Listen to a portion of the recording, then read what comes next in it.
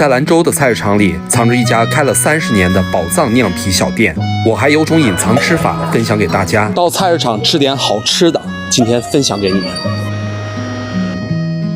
到了，就在这里。火鸡、火鸽子都有，经常买的普罗旺斯西红柿。今天吃这个。1份水洗啊。对。菠菜的和几个吗？可以。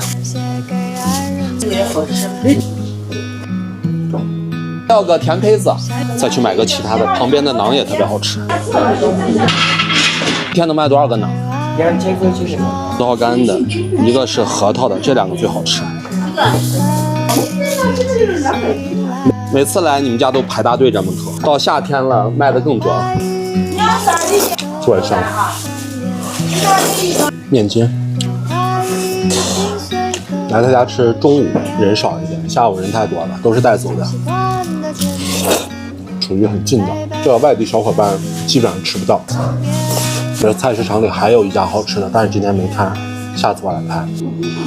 你们可以稍微和一点这个绿色的核桃的馕，这好吃，这特别好吃，它里面全部是核桃，带上这个辣子，越嚼越香。